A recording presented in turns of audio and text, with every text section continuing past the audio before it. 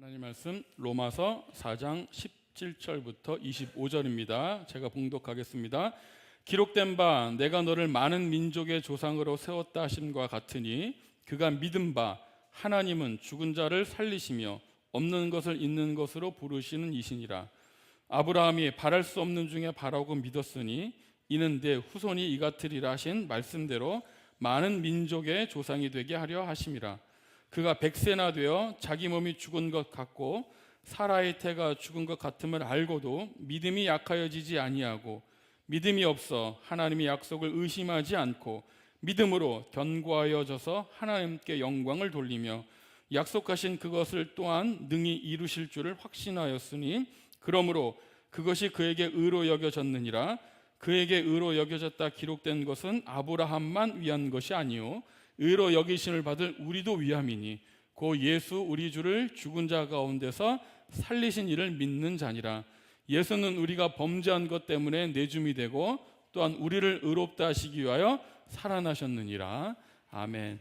오늘 로마서 4장 17절부터 25절까지 본문으로 믿음의 본질이라는 제목으로 하나님 말씀 증거하겠습니다. 오늘 17절에서 하나님께서 아브라함을 내가 너를 많은 민족의 조상으로 세웠다. 우리 로마서 4장에서 아브라함을 우리 믿음의 조상으로 반복해서 우리에게 가르쳐주고 있습니다. 여러분, 유대인들은 또 이방인들이 이 아브라함의 언약, 하나님의 백성이 되기 위하여 하나님의 이 언약에 참여하기 위해서 반드시 할례를 받아서 개종해야 된다고 생각했습니다. 그죠? 하지만 바울은 할례가 아니라 오직 믿음으로만 가능하다는 것을 계속해서 주장해 오고 있어요. 그래서 여기 보니까 믿음을 세웠다 그러잖아요. 그러니까 하나님이 세우신 거지 우리 스스로 어떤 율법이나 할례나 어떤 행위를 행함으로 의롭다함 받은 게 아니라는 거예요. 그래서 아브라함이 의롭다함을 받은 것은 우리 여러 번 살펴본 것처럼 아브라함이 할례 받기 전에 무할례자일 때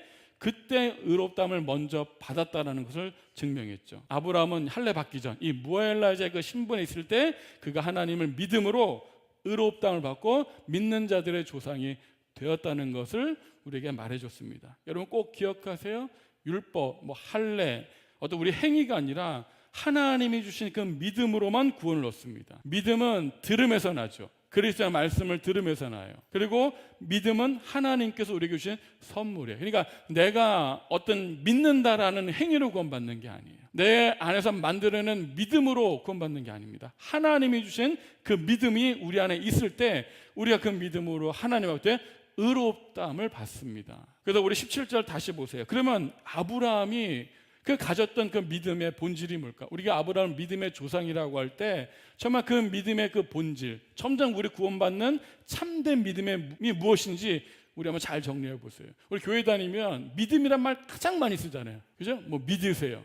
또 믿음이 있냐 없냐 하라고 할 때 도대체 그 믿음이 무엇인지, 우리가 구원 얻게 하는 그 믿음이 무엇인지, 우리를 의롭다함 받게 하는 그 믿음이 무엇인지, 오늘 믿음의 그 본질이 무엇인지 우리 아브라함의 삶을 통해서 한번 생각해 보려고 합니다. 17절 잘 보세요. 그가 믿은 바 하나님은 죽은 자를 살리시며 없는 것을 있는 것으로 부르시는 이시니라. 오늘 이 표현을요 입에 탁 붙여갖고 탁 건드면은 탁 튀어나올 수 있도록 이렇게 익숙해지시길 바래요. 간단하게 말하면 아브라함이 믿었던 하나님은 어떤 하나님이세요? 죽은 자를 살리시는 하나님입니다. 한번 따라해 볼게요. 죽은 자를 살리시는 하나님. 시작. 죽은 자를 살리시는 하나님입니다. 우리가 하나님을 믿을 때 하나님은 어떤 분이세요? 죽은 자를 살리시는 하나님이심을 믿었다는 거예요. 우선 살린다는 그 말은 예수 그리스도의 부활과 우리 믿는 자들의 부활을 가리키는 표현입니다. 그죠? 살린다라는 건 부활을 의미해요.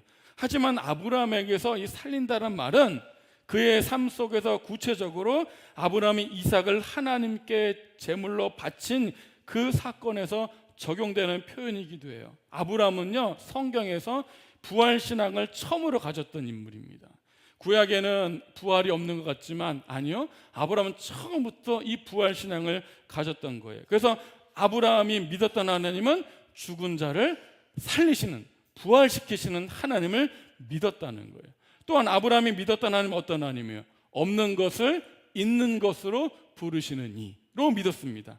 없는 것을 있는 것으로 부르신다. 없었던 존재를 있는 존재로 만드신다. 이게 뭐죠? 하나님의 창조적 능력을 말하잖아요. 창조주 하나님을 믿었다는 거예요. 그 하나님의 이 부르심은 이 창조적 능력이 있어서 없는 것을 있는 것으로 만드세요. 없는 존재를 있는 존재로 만드는 거예요. 없었던 존재를 하나님께서 살리셔서 하나님의 백성으로 새 창조를 하시는 것입니다. 그래서 죽은 자를 살리시는 일은 바로 하나님의 창조 능력을 가리켜요. 하나님은 이 죽은 자를 살리시고 또 자기 백성으로 창조하시는 능력을 가지신 분입니다. 아브라함이 믿었던 하나님은 바로 그는 하나님이에요. 우리가 하나님을 믿을 때 이 믿음의 본질은 무엇이냐? 죽은 자를 살리시는 하나님, 없는 것을 있는 것으로 부르시는 창조주 하나님을 믿는 거예요. 그러니까 여러분, 누군가가 하나님 믿으세요라고 하면 저 믿어요 라는 그 말에는 뭐가 담겨 있어요? 저는 죽은 자를 살리시는 하나님을 믿습니다. 없는 것을 있는 것으로 부르시는 하나님을 믿습니다 라는 고백이 담겨져 있어야 하는 것입니다. 18절 다시 보세요. 아브라함이 바랄 수 없는 중에 바라고 믿었으니. 근데 아브라함이 그런 하나님을 믿었는데 어떤 상황에서 믿었냐? 바랄 수 없는 환경 속에서 믿었다는 거예요. 이는 내 후손이 이같으리라 하신 말씀대로 많은 민족의 조상이 되게 하려 하심이라. 하나님의 약속은 믿는 자들에게 주어집니다. 아브라함은 이 하나님의 약속을 받았을 때 어떻게 반응했습니까? 아브라함의 이 약속의 상속자가 된 것은 바랄 수 없는 환경 중에서 하나님의 약속을 붙들었기 때문이라는 거예요. 이게 중요해요. 바랄 수 없는 현실 속에서 하나님의 약속만 붙들었다는 거예요. 아브라함은 이 바랄 수 없는 중에 바라고 믿었습니다. 인간적으로 어떤 희망도 가질 수 없는 상태, 절망의 환경 속에서 오직 하나님의 주신 약속만을 소망으로 삼고 믿었다는 거예요. 믿을 수 있는 환경에서 믿는 건 믿음이 아니죠. 본문은 이 아브라함의 이야기를 통해서 하나님을 믿는 것이 무엇인지, 오늘 믿음의 본질이 무엇인지 설명하고 있습니다. 지금부터 잘 한번 정리해 보시고, 내가 가진 믿음, 내가 이런 믿음이 있었나, 내가 구원받은 것은 이런 믿음인가, 아니면 없다면 오늘 그 믿음을 하나님께서 이 말씀을 듣는 가운데 기도하는 건데 달라고 오늘 기도하는 마음으로 한번 말씀을 드려보겠습니다. 자, 그러면 이 아브라함의 삶 속에서 나타나는 그 믿음은 어떤 믿음이냐? 첫 번째, 믿음은 보이는 것에 근거하지 않습니다. 뭐라고요? 믿음은 보이는 것에 근거하지 않습니다. 19절 다시 보세요. 그가, 아브라함이죠, 100세나 되어 자기 몸이 죽은 것 같고 사라의 태가 죽은 것 같음을 알고도 믿음이 약하여지지 아니하고. 자, 아브라함은 하나님의 약속이 전혀 실현될 것 같지 않은 상황에서 믿음이 약하여지지 않고 믿었다는 거예요. 하나님이 아브라함에게 약속하셨던 후손에 대한 약속하셨을 때 아브라함은 이 100세나 되어서 자기 몸이 죽은 것 같음을 알았어요. 자기 안에도 태가 죽은 것 같음을 알았습니다. 아브라함이 여기서 실제로 죽었다는 말이 아닙니다. 그죠? 여기서 죽었다는 것은 뭘 가리키죠? 이 아브라함이 나이가 100세가 되어서 그의 정말 물리적으로 이 생산 기능이 죽은 상태에 있었다는 거예요. 물리적으로 자녀를 낳을 수 없는 상태의 몸이에요. 자신도 자기 아내 사례도. 그런 상황에서 하나님의 후손을 주겠다는 그 약속을 믿었다라는 것입니다. 아브라함은 하나님의 부르심을 받고요, 후손에 대한 약속을 받았어요. 그때 아브라함이 처음 하나님께 부름받았을 때 나이가 75세였습니다. 그의 아내 사라는요 65세였어요. 그리고 성경에 보면 아내 사라는 불임의 상태에 있다는 거예요. 75세 할아버지, 65세 할머니에게 하나님이 자손으로서 약속을 주신 거예요. 그리고 25년이 지나서 100세가 되어도 완전히 이제 알았겠죠. 나는 아이를 낳을 수 없구나. 우리 아내도 태가 다쳐서 죽어서 아이를 낳을 수 없는 몸이구나. 그런 상태에서도 하나님께서 후손을 주시겠다는 약속을 믿음이 약해지지 않고 믿었다는 사실입니다. 그러니까 아브라함은 바랄 수 없는 환경 중에서 보이는 것으로 판단하지 않고, 바랄 수 없는 환경 중에서 하나님의 능력, 창조주 하나님, 죽은 자를 살리신 하나님, 없는 것을 있는 것으로 부르시는 하나님을 믿음으로 그 약속을 붙들었다는 것입니다. 구원받은 참된 믿음은요, 보이는 것으로 판단하지 않습니다. 그렇다고 믿음이 현실을 무시하거나 부정하는 것이 아니에요. 현실을 초월하는 하나님의 능력을 믿는 것입니다. 참된 믿음을 가진 사람들은 그래서 보이는 것으로 판단하지 않아요. 보이지 않아도 믿음으로 나아가는 줄로 믿습니다. 우리 고린도후서 5장 7절 볼게요. 같이 읽어봅니다. 시작. 이는 우리가 믿음으로 행하고 보는 것으로 행하지 아니함이로다. 여러분, 우리가 믿는 사람들은요, 믿음으로 행하는 사람들이에요. 보는 것으로 행하지 않는 사람들입니다.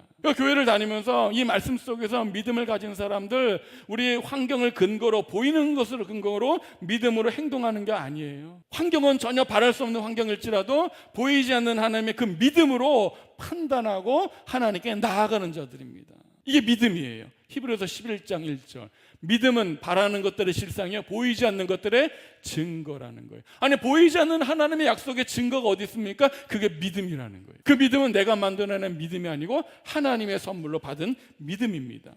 그래서 아브라함은 분명한 사실을 알고 있었어요. 자신의 현실을 볼 때 자기의 몸에서, 또 사라의 몸에서 자녀에 대한 어떤 희망도 가질 수 없었다는 사실을 분명히 알았어요.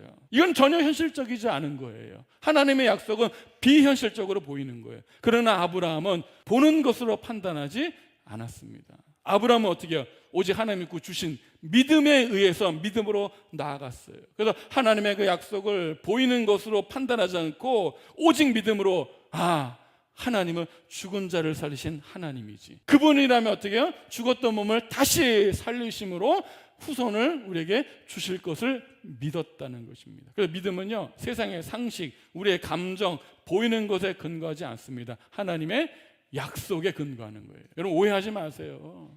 무조건 믿음은 다대가 아니에요. 하나님의 약속에 근거한 믿음이래요. 그러니까 우리가 믿음이라는 걸 가지려면 어떻게 돼요? 하나님의 말씀을 들어야 되죠. 그 말씀에 성령께서 역사하심으로 그 말씀이 우리가 믿어지는 역사가 있는 거예요. 그 믿음이 우리 하나님 앞에서 의롭다 여김을 받습니다. 그래서 첫 번째, 믿음은 보이는 것에 근거하지 않습니다. 두 번째, 아브라함의 삶 속에서 발견할 수 있는 믿음은요, 하나님과 그의 능력을 믿는 것입니다. 뭘 믿어요? 하나님과 그의 능력을 믿습니다. 20절 보세요. 믿음이 없어 하나님의 약속을 의심하지 않고 믿음으로 견고해져서 하나님께 영광을 돌리며. 아브라함은 아이를 낳을 수 없는 현실 가운데서 하나님의 약속을 의심하지 않았어요. 믿음은 현실을 근거하지 않습니다. 하나님의 약속 그 자체에 근거하는 거예요. 하나님이 후손을 주시겠다는 약속을 아브라함의 눈에는요, 전혀 현실적으로 보이지 않았습니다.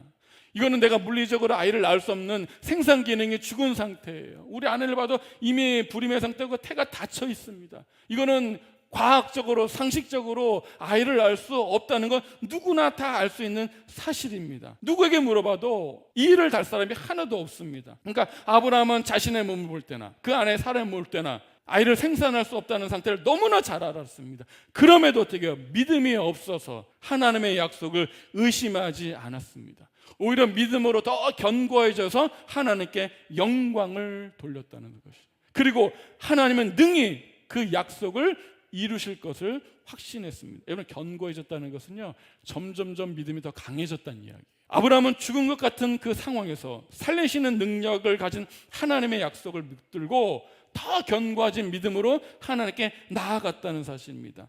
믿음은요, 맹목적으로 믿습니다, 그런 게 아니에요. 믿음은 하나님과 그의 능력을 깊이 묵상하는 거예요. 우리 맹목적으로 믿습니다가 아닙니다. 여러분들 하나님의 말씀을 근거해서 정말 하나님의 능력이 그러한가, 하나님은 정말 어떤 분이신가 깊이 묵상하는 거예요. 오늘 깊이 묵상하시기 바라요. 하나님은 정말 없는 것을 있는 것으로 부르시는 분이신가, 죽은 자를 정말 살리시는 분인가, 그런 능력을 정말 갖고 계신 분인가, 하나님의 약속하셨으면 그 약속을 능히 이루실 능력이 있으신 분인가를요, 깊이 묵상하시길 바라요. 아브라함은 그걸 깨달은 거예요. 그래서 아브라함은 자신에게 후손을 약속하신 하나님이 죽은 자를 살리시고 없는 것을 있는 것으로 부르시님을 믿었다라는 사실입니다.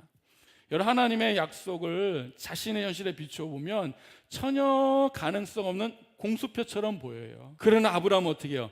전능하신 하나님, 창조자를 믿었잖아요. 하나님이 창조주 하나님이라며, 죽은 자를 살리시는 하나님이라면, 없는 것을 있는 것으로 부르시는 하나님이라면, 지금 내 상태가 100세가 되어서 죽은 것 같고 우리 아내도 90세가 되어서 태가 죽은 같은 몸일지라도 하나님은 반드시 그 약속을 이루실 것이구나. 하나님의 약속이 성취되는데 방해되는 것은 하나님의 약속이 아니고 뭐야? 자신의 몸, 100세가 된 몸, 이 현실이 하나님의 약속을 가로막는 장애물이 되겠구나 깨달은 거예요. 내 현실, 내 몸을 볼 때는 그 약속은 이루어질 가능성이 전혀 없습니다. 그러나 하나님 편에서 보면 하나님 능히 이루시고도 남을 능력이 있으신 분임을 깨달은 거예요. 여러분, 믿음은 생활은요, 그래서 시각이 우리의 시각에서 하나님의 시각으로 바뀌는 거예요. 우리의 시각으로 자꾸 하나님을 이해하고 판단하고 보려면요, 하나님의 약속을 믿을 수 있는 게 하나도 없습니다. 늘 보이는 것으로만 판단하면 믿음을 경험할 수가 없습니다. 그래서 오늘 이 시각이 나의 시각에서 하나님의 시각으로 바뀌길 바라요. 그래서 믿음은 나의 어떠함이 아닙니다. 믿음은 하나님과 그의 능력을 바라보는 거예요. 아브라함은 그 믿음으로 결국 어떻게 하죠? 이삭을 경험했습니다. 훗날 이삭을 아들을 번제물로 바치라는 그 시험을 받았을 때 아브라함은 주저하지 않았어요. 새벽같이 출발했습니다. 아브라함은 왜 그렇죠? 그 이삭이 하나님의 약속의 자녀임을 알았습니다. 하나님께 바치더라도 구체적인 방법 모르지만 하나님은 그 아이를 어떻게 다시 살리실 것을 믿었습니다. 왜 그렇죠? 약속의 자녀니까. 만약 그 아들이 죽으면 하나님의 약속은 무효화가 되잖아요. 그러니까 하나님에게 바쳐도 하나님은 죽은 자를 살리신 하나님이시기 때문에 다시 살리실 걸 믿고 그 시험에 응했던 거예요. 그래서 아브라함은 죽은 자를 살리신 하나님, 창조자 하나님, 부활신앙을 가지고 있었습니다. 우리는 이 믿음을 말할 때 나의 어떠함, 나의 능력이나 확신을 생각하지만 아니에요. 믿음은요, 하나님이 어떠하심을 바라보는 거예요. 우리는 믿음을 자꾸 내 안에서 발견하려고 그래요. 내가 믿는다, 못 믿는다, 거기에만 주목하고 있어요. 아니에요. 믿음은 하나님의 어떠하심을 바라보는 거예요. 하나님이 어떤 분인지, 어떤 능력이 있는지 그 사실을 믿는 것입니다. 내가 연약하고 부족할지라도, 바랄 수 없는 환경일지라도 하나님은 능히 이루신 분이시라면 그 약속을 반드시 이루실 수 있는 분입니다. 21절 같이 한번 읽어볼게요. 시작. 약속하신 그것을 또한 능히 이루실 줄을 확신했다는 거예요. 우리 하나님 말씀 들어주면 어떻게 반응하죠? 내가 보이는 것으로 반응하잖아요. 이 약속이 과연 될 것인가? 이 약속이 정말 현실적이지 않은 것 같고, 그런 생각들이 많잖아요. 아브라함은 똑같은 거예요. 그런 현실 속에 있었습니다. 그러나 그 현실을 어떻게 극복했죠? 하나님이는 능히 이루실 줄 믿었다는 거예요. 확신했다는 거예요. 오늘 그 확신 여러분에게 있습니까? 그게 우리의 믿음이에요. 아브라함은 하나님께서 약속하신 그걸 능히 이루실 줄 확신했습니다. 아브라함의 믿음은 그 약속 그 자체가 아니라 그 약속을 주신 하나님을 믿은 거예요. 여러분 어떻습니까? 우리 하나님 말씀을 때 그 말씀 그 내용 자체만 보잖아요. 그러니까 이 내용이 비현실적으로 보이자 비현실적으로 들립니다. 전혀 현실적으로 이루어질 것 같지 않게 보여요. 근데 아브라함 어떻게 해요? 그 약속을 하신 하나님을 바라봤다는 거예요. 여러분 어떻습니까? 오늘 말씀을 들을 때, 약속이 주어질 때 그 약속 자체에 주목하기보다 하나님에게 집중할까요? 약속이 비현실적으로 보일지라도 그 하나님이라면 그 약속을 이루실 것을 믿습니까? 이게 우리의 믿음이라는 거예요. 그래서 하나님은 약속하시는 분이시며 그 약속을 어떻게 능히 이루실 수 있는 능력을 가지신 하나님입니다. 그래서 아브라함의 믿음은요, 단순히 나는 하나님 살아계신 걸 믿어, 하나님의 존재를 믿어. 우리 교회에 다니다 보면 하나님 믿어요? 저 하나님 믿어요. 하나님 살아계신 거 저도 알아요. 믿어요. 이렇게 말씀하시는 분들 있어요. 아브라함 믿음은 단순히 그런 게 아닙니다. 하나님의 존재를 그냥 지적으로 동의하고 인정하고 나도 믿어, 그런 정도가 아니라는 거예요. 아브라함의 믿음은 어떤 믿음입니까? 자신의 삶 전체를 하나님을 신뢰한 일에 맡기는 것입니다. 믿는다는 것은 뭐예요? 지적으로 아는 것을 넘어서 어떻게 해요? 지적으로 동의하는 걸 넘어서 어떻게 해요? 자신의 삶으로 살아내는 것입니다. 그게 믿음이에요. 저는 비행기는 제일 안전한 교통수단임을 난 믿는 거죠. 근데 비행기를 안 타요. 그럼 믿음이 아니잖아요. 맞죠? 믿음 어떻게 해요? 비행기를 타고 다니는 거죠. 그게 믿음이에요.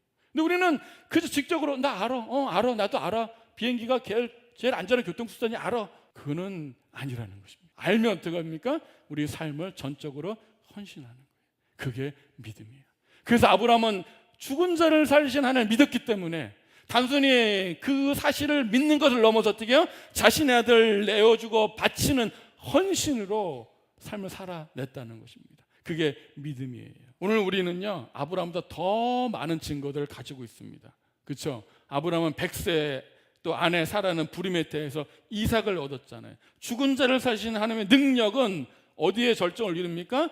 예수께서 죽으시고 3일 만에 부활하신 사건을 통해서 더 확실하게 증거되어 있잖아요. 우리는 아브라함보다 어떻게 해요? 더 이후의 세대잖아요. 더 많은 증거들을 갖고 있잖아요. 더 많은 은혜를 갖고 있습니다. 그 믿음이 우리에게 있는 줄 믿습니다. 그래서 하나님을 믿는다는 것은 하나님과 그의 능력을 믿는 거예요. 우리는 보이는 것으로 판단하지 않습니다. 우리 이성, 감정, 상식과 현실의 눈으로 볼 때 전혀 약속의 가능성이 없어 보일지라도, 바랄 수 없는지라도 하나님과 그의 능력과 그의 말씀을 붙들고 나아가시길 바랍니다. 그게 믿음이에요. 믿음은 하나님이 약속하신 것을 능히 이루실 믿는 거예요. 근데 그걸 내가 안 믿어지는데 어떻게? 맞아요. 내가 믿는 게 아니야. 그 믿음은 하나님으로부터 받는 거예요. 말씀을 들을 때 그 믿음이 생기는 거예요. 믿어지는 거예요. 이 믿음은 증명할 수가 없어. 내가 어떻게 믿었는지, 어떻게 내가 그걸 믿게 됐는지를 증명할 수 없으면 그건 내가 어떻게 해요? 하나님과 나에서 내가 경험하는 거예요. 디모데전서에 믿음의 비밀을 가진 자라고 말하는 거예요. 우리는 그 믿음의 비밀을 가진 자, 남에게 설명할 수 없으나 나는 어떻게 분명히 믿어져 있는 것입니다. 맞죠? 그 믿음이 여러분에 있습니까? 그게 우리를 구원받는 믿음입니다. 자, 세 번째, 믿음은 어떻게 해요? 견고해지는 것입니다. 뭐라고요? 믿음은 견고해지는 거예요. 자, 아브라함은요, 그의 삶을 통해서 우리에게 참된 믿음의 삶이 무엇인지 보여줘요. 20절 보세요.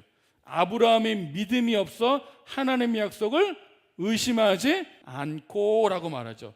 여러분, 정말 아브라함은요 하나님의 약속을 의심하지 않았을까요? 우리 창세기 아브라함 이야기를 보면 이 말에 조금 고개를 갸우뚱할 수 있어요. 왜냐하면 창세기에 나타난 아브라함은요 수많은 의심을 가졌고 수많은 실패를 했던 모습을 우리가 발견하게 됩니다. 하나 볼게요.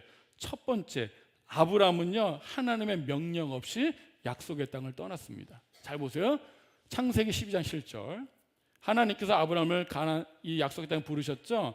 여호와께서 아브라함에게 나타나 이르시되 내가 이 땅을 내 자손에게 주리라. 자기에게 나타나신 여호와께 그가 그 제단을 쌓고, 하나님 뭐라 그랬어요? 이 땅을 주겠다고 약속하셨죠. 근데 여러분, 그 땅에 뭐가 들었어요? 우리 창세기에 보면 12장에는 기근이 들었습니다. 기근이 들자 아브라함의 한 행동이 뭐예요? 애굽으로 내려갔다는 것입니다. 12장 10절 보세요. 그 땅에 기근이 들었으므로 아브라함이 애굽에 거류하고 그리로 내려갔은 이는 그 땅의 기근이 심하였으며. 잘 보세요.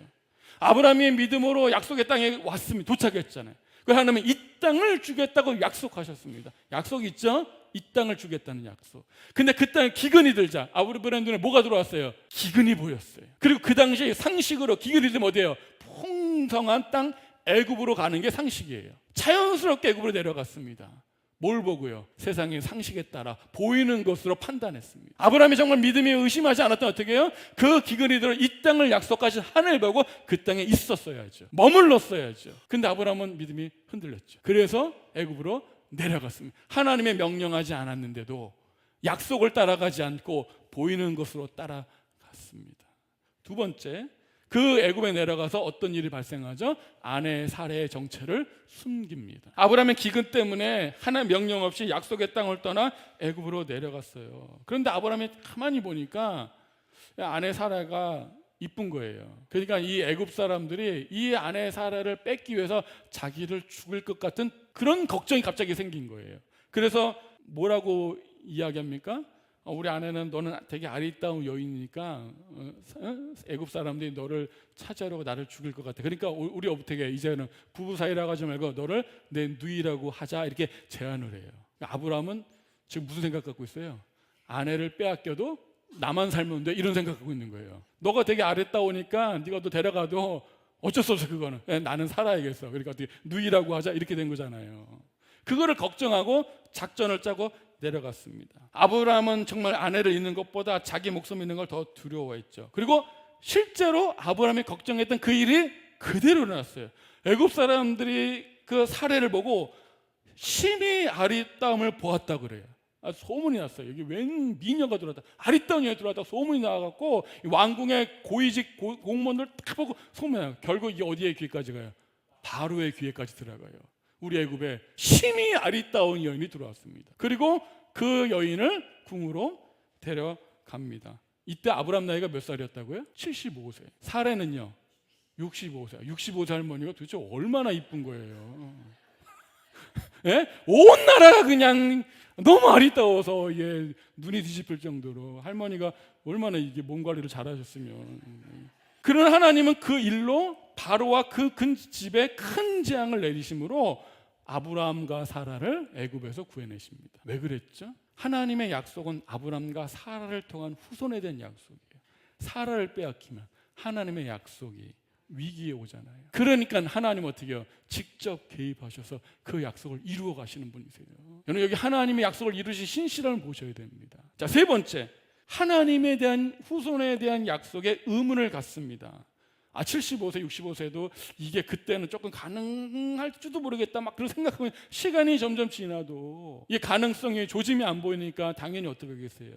이건 안 되는 거다 이렇게 생각하겠죠. 여러분도 그렇지 않아요? 하나님의 말씀을 들으면 그때는 아멘 하지만 집에 가서 정신 차리고 보면 될까? 이렇게 생각하잖아요. 똑같은 거예요. 그래서 아브라함이 뭐라 그래요? 15장 23 창세기 아브라함이 이르되 주 여호와여 무엇을 내게 주시려 하나이까? 나는 자식이 없사오니 나의 상속자는 이 다메섹 사람 엘리에셀이니이다. 아브라함이 또 이르되 주께서 내게 씨를 주지 아니하셨으니 내 집에서 길린 자가 내 상속자가 될 것이니이다. 아브라함이 어떻게 생각했어요? 후손을 주겠다는 약속을 앞만 봐도 우리 몸에서는 안 될 것 같아. 그러니까 어떻게 해요?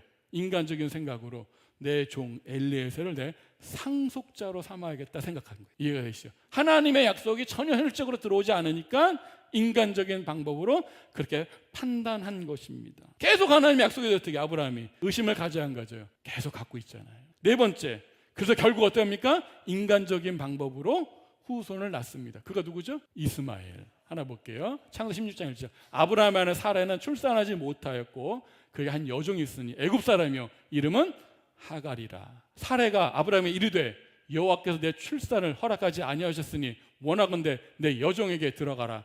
내가 혹 그로 말미암아 자녀를 얻을까 하노라. 하매 아브라함이 사레의 말을 들으니라. 그리고 결국 하갈과 동침해도 누굴 낳아요? 이스마엘을 낳습니다. 하나님의 약속이 더뎌지자 의심이 당연히 생기겠죠. 그러니까 주변에서 뭐라 그래요? 하나님의 우선 여보 그 비현실적이야. 나 이미 지금 이거 아이를 낳지 못하는 몸이 되지 이미 오래됐어. 나는 불가능이야. 여보 잘 알잖아. 이건 낳을 수가 없네. 그러니까 어떻게 내 종 하갈과 동침해서 후손을 이어가. 하나님의 약속을 그렇게 이어가봐. 아브라함이 어떻게 들어보니까 어떻게 그럴듯하죠. 그래서 낳은 아들이 누구예요? 이스마엘. 여러분 우리도 마찬가지 아닙니까? 신앙생활하면 믿음이 흔들릴 때가 있잖아요. 흔들리고 있는데 갑자기 어떻게 해요? 마침 그때 누군가 옆에서 한마디 하면 확 흔들려 버리잖아요. 야 하나님 말씀 그 대개에서 이렇게 해봐. 이렇게 세상의 속삭임이 오고잖아요. 그럼 어떻게 해요? 흔들리잖아요. 인간적인 방법으로 성취해 나갑니다. 아브라함도 똑같이 그랬다는 거예요. 이처럼 창세기의 아브라함의 삶을 통해서 확인할 수 있는 건 뭐예요? 항상 아브라함은 믿음으로만 살지는 않았던 것 같습니다. 맞죠? 여러분 아브라함이 처음 하나님 부르심 받을 때 어떻게 해요? 성경은 이렇게 이야기해요. 11장 8절. 아브라함이 처음 하나님의 부르심을 받았을 때입니다. 믿음으로 아브라함은 부르심을 받았을 때 순종하여 장래 유업으로 받을 땅에 나아갈새 갈 바를 알지 못하고 나아갔으며. 하나님이 갈대 우레는 아브라함을 부르셨어요. 하루는 부르셨어요. 그 부르실 때는요 그냥 보이는 것으로 판단하지 않고 믿음으로 갈 바를 알지 못하고 나아간 거예요. 하나님 어디로 인도하는데 묻지도 않고 모르지만 나간 거예요. 믿음으로만 갔습니다. 맞죠? 시작은 믿음으로 했어요. 그런 믿음으로 약속의 땅에 맞지만 또 거기서 또 흔들려요. 기근이 오니까 애굽으로 데려가고 아내를 또 속이고 또 자기 종 엘리에셀을 후손 상속자로 삼으려고 하고 또 이스마엘 하갈을 통해서 이스마엘을 낳고 계속해서 믿음으로 있다가 믿음이 없다가 믿음이 있다가 없다가. 우리도 그렇지 않아요? 믿음은 그렇잖아요. 있다가 없다가. 아브라함도 똑같아요. 우리가 연약합니다. 하나님의 약속이 25년이 지나가도 오지 않으니까 어떻게 해요? 있다가 없다가 딴 생각도 해봐요. 인간적 방법 동원했다가 막 그런 게 반복되어 나가는 것입니다. 아브라함은요 그러나 믿음이 완전히 사라진 적은 단 한 번도 없었다는 사실을 기억하십시오. 믿음이 연약해질 때도 있지만 완전히 없어지지는 않았다는 거예요. 여러분도 그렇지 않아요? 우리 때는 믿음 반응 못할 때 있어요. 그래도 우리 근본적인 믿음은 사라지지 않습니다. 내가 만든 믿음이 아니고 하나님이 주신 믿음이기 때문에 그렇습니다.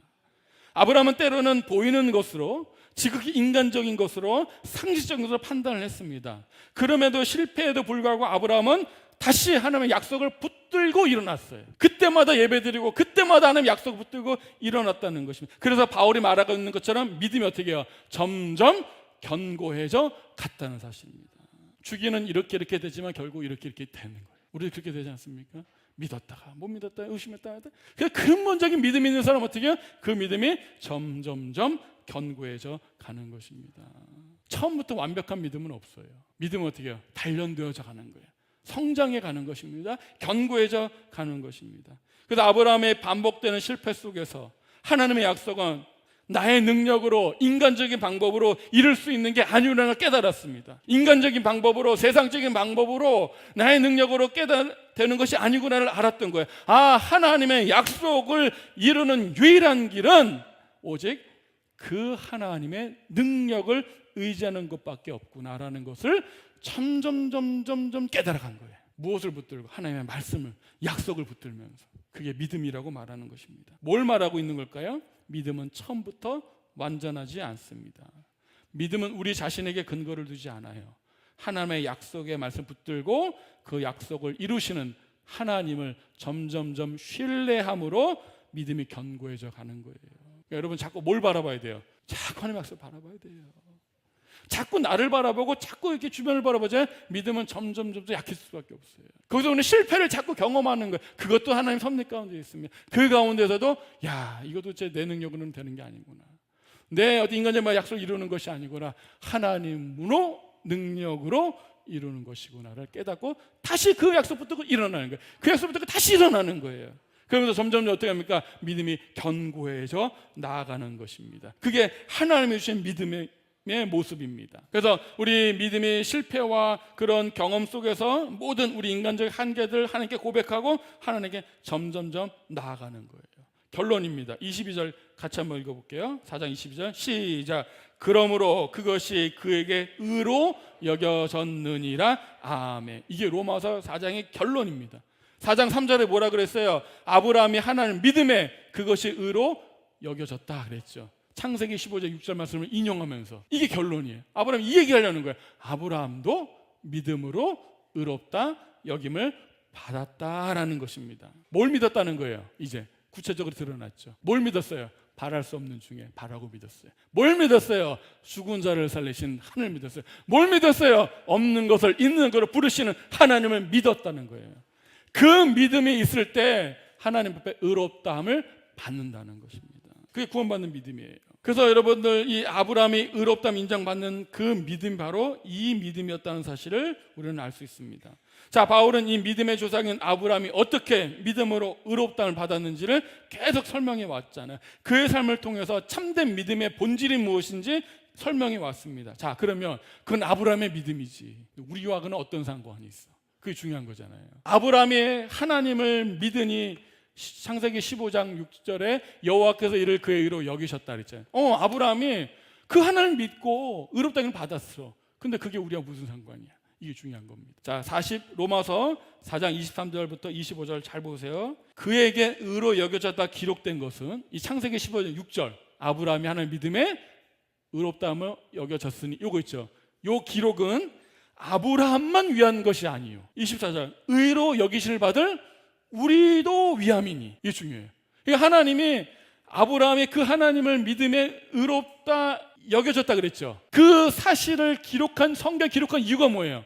아브라함이 그랬다는 게 아니고 우리도 의롭다는 우리를 위해서 그거를 기록했다는 거예요. 이게 중요한 것입니다. 곧 예수 우리 주를 죽은 자 가운데서 살리신 이를 믿는 자니라. 아멘. 25절 예수는 우리가 범죄한 것 때문에 내줌이 되고 또한 우리를 위롭다 하시기 위하여 살아나셨느니라. 아멘. 이 말씀을 잘 한번 정리해 보겠습니다. 여러분, 구원받는 믿음이란 무엇일까? 믿음의 본질은 무엇일까? 한마디로 이것입니다. 예수 우리 주를 죽은 자 가운데서 살리신 이를 믿는 거예요. 여러분, 결론적으로 여러분들에게 믿음이 있어? 나 믿음이 있어 라고 말할 때 그 믿음 뭐예요? 예수 우리 주를 죽은 자 가운데서 살리신 하나님을 믿는 믿음이 있냐는 거예요. 그게 교회에서 믿음이 있냐 없냐는 것입니다. 우리는 뭔가 어떤 일을 난 믿습니다. 믿습니까? 믿습니다. 그런 게 아니에요. 난 못 믿으니까 믿음이 없나 봐.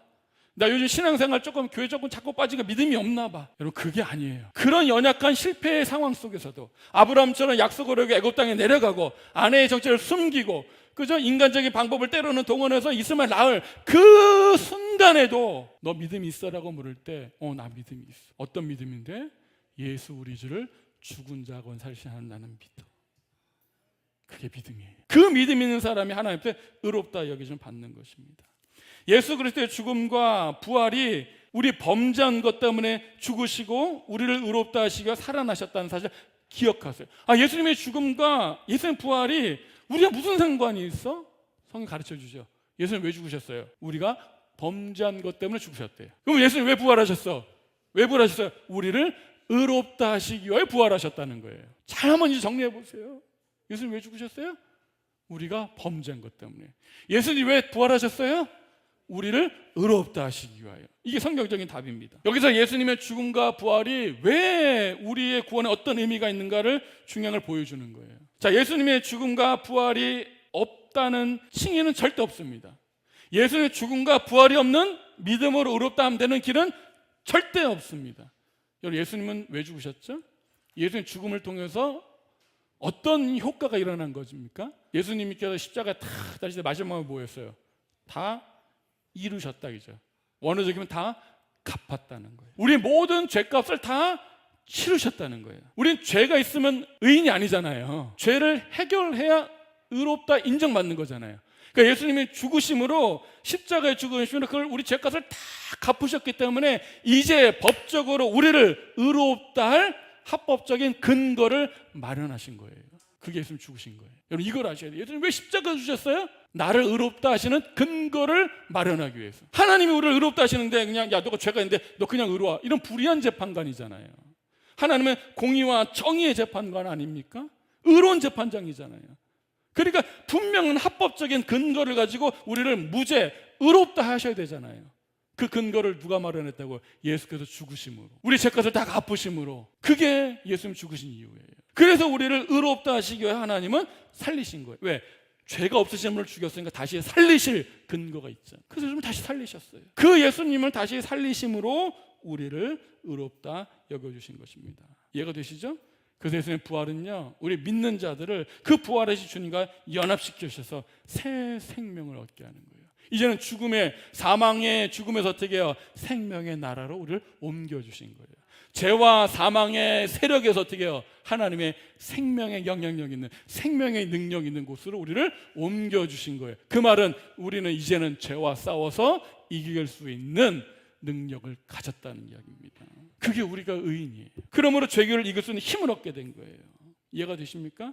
그래서 여러분 우리가 의롭다함 받았다는 말에는요, 그 구원받았다는 말이야, 나 구원받았구나, 나 의인이구나, 그게 정도가 아니고 뭐야? 의롭다함 받았다는 거 뭐예요? 이제 죄의 세력에서 벗어나서 새로운 생명의 능력으로, 은혜의 능력으로 옮겨졌구나를 아는 거예요. 자, 그래서 아브라함의 믿음은요, 후손에 대한 약속을 믿었죠. 여기까지 가셔야 돼요.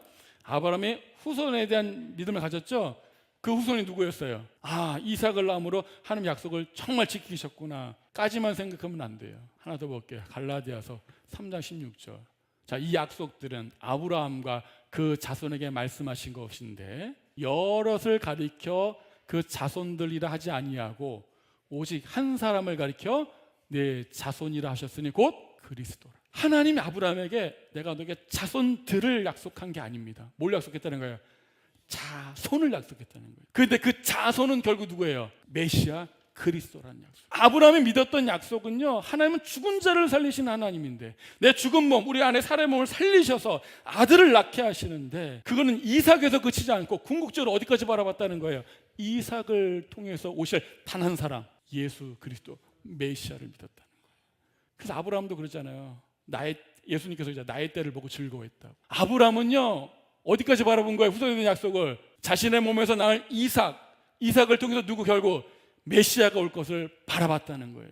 그러니까 하나님께서 죽은 자를 살리시는 하나님이라는 그 약속은 어디에서 성취가 된 거예요?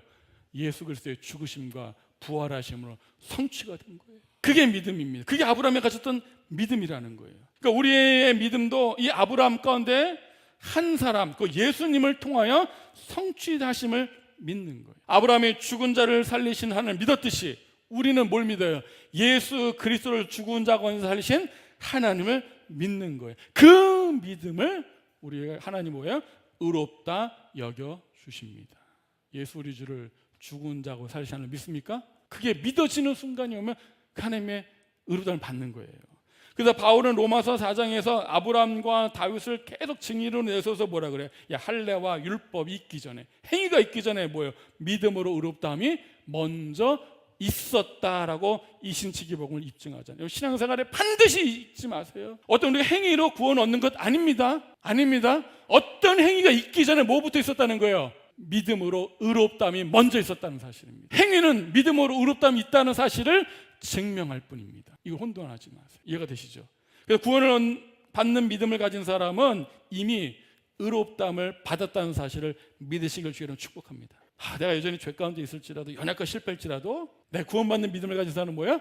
나는 하나님의 이미 의롭다함을 받았어 라는 사실을 아는 사람들이야. 믿는 사람들입니다. 우리가 아브라함 볼 때 참 아들을 바치는 엄청난 그 믿음을 보여줬잖아요. 그러니까 여러분 성경에서 아브라함의 이야기는요, 아브라함 보면서 야 정말 믿음 대단하다. 우리 믿음에 본받자 그러려고 기록한 것이 아니라는 사실입니다. 왜 아브라함의 이야기를 쭉 성경에 기록했을까요? 믿음으로 의로웠다는 받을 우리들을 위해서. 믿음의 본질이 무엇인지 아브라함의 삶을 통해서 가르쳐주기 위해서요. 그래서 이런 칭의의 복음, 믿음으로 의롭다는 받는 복음은 아브라함의 개인에게 있어서 복되겠죠. 그러나 아브라함에게 주어진 그 복은 아브라함에 그치는 것이 아니라 믿음으로 의롭다 여기시 받을 그의 후손들을 위한 것임을 기억하시기 바라요. 이 말씀 우리를 위한 말씀이죠. 정리를 잘 해보겠습니다. 의롭다 하심 받을 사람들은 어떤 사람들이에요? 우리 주 예수 그리스도를 죽은 자 가운데서 살리신 이를 믿는 자들입니다. 아브라함이 죽은 자를 살리시는 하나님의 능력을 믿었던 것처럼 아브라함의 영적인 후손인 우리도 어떻게 해요? 예수를 죽은 자 가운데 살리신 하나님의 능력을 믿는 것입니다. 사라의 죽은 그 태에서 생명의 역사를 일으키신 하나님은 예수님을 죽은 자 가운데서 살리시는 것으로 성취하시고 절정에 이른 것이에요. 아브라함 이 사라의 태를 살리신 그 이야기 속에서 뭘 예언한 거예요? 죽음에서 살아나실 예수 그리스도를 예언하고 있는. 예수님은 하나님이 약속하신 아브라함의 씨, 아까 보였죠? 한 자손, 씨이며 그 약속하신 후손이기 때문에 이 사라의 죽은 태에서 이삭을 낳게 한 그 생명의 역사는 뭘 가리키는 거예요? 훗날에 예수님의 죽은 자 가운데서 일으킨 부활 사건을 예표하는 거예요. 다 예수님 이야기예요. 그래서 잘 보세요. 하나님은 예수님을 죽은 자 가운데 살리심으로 그를 주 되게 하셨습니다. 잘 보세요. 이제 사도행전 2장 36절. 자, 그런즉 이스라엘 온 집은 확실히 알지니 너희가 십자가에 못 박은 이 예수를 뭐예요? 주와 그리스도 되게 하셨느니라. 예수님의 십자가의 죽으심과 부활을 통해서 하나님은 예수님을 뭐예요? 주 되게 하셨습니다. 여러분, 주라는 것은요, 구약 성경에 하나님에게 붙여진 호칭이에요. 예수님을 뭐라고 하는 거예요 지금요? 하나님이라는 얘기죠. 하나 더 볼게요. 로마서 10장 9절입니다. 네가 만일 내 입으로 예수를 뭐로? 주로 시인하며. 우리가 예수님을 주님으로 시인한다 그러죠. 그 말에는 이제 뭐가 담겨 있는 거예요? 예수님을 주로. 예수님 왜 주가 되셨어요? 하나님이 예수님을 죽은 자 가운데서 살리심으로 주되게 하셨죠. 그리고 우리가 예수님을 주로 시인하는 건 무슨 말이 있는 거예요? 예수님이 죽은 자 가운데서 부활하셨음을 믿는 게 담겨져 있겠죠. 그리고 죽은 예수를 살리신 하나님을 믿는 믿음이 이게 주라고 고백하는 거에 담겨져 있는 내용이에요. 그걸 믿음으로 어떻게 해요? 네 하나님께서 그를 죽은 자 가운데 살리신 것을 네 마음에 믿으면 나오죠. 구원을 받으리라. 이 믿음이 구원 받으리라. 사람의 마음으로 믿어 의에 이르고, 그죠? 이 믿음으로 의롭다함 받고 입으로 시인하여 구원에 이르느니라. 아멘. 이 하나님의 은혜잖아요. 아브라함이 죽은 자를 살리신 하나님을 믿음으로 의롭다함을 얻은 것처럼 오늘 우리 그리스도인들도요, 예수님을 죽은 자 가운데서 살리신 하나님을 믿음으로 의롭다함을 얻습니다. 예수님은요, 자신의 죽음과 부활을 통해서 아브라함에게 후손을 주겠다는 약속을 성취하신 유일한 후손입니다. 이해되셨죠? 죽은 사라의 태를 열어서 살리신 하나님, 죽은 자 예수를 살리신 하나님, 그 동일한 하나님이세요. 말씀 정리할게요. 우리에게 믿음이 있습니까? 이 믿음은요, 사람의 지적으로 동의할 수 있는 믿음이 아니에요. 우리가 어떤 객관적 사실을 근거로 믿을 수 있는 게 아닙니다. 하나님의 말씀을 들을 때 하나님의 은혜의 선물로 믿음이 와서 믿어지는 거예요. 근데 그 어떤 믿음이요?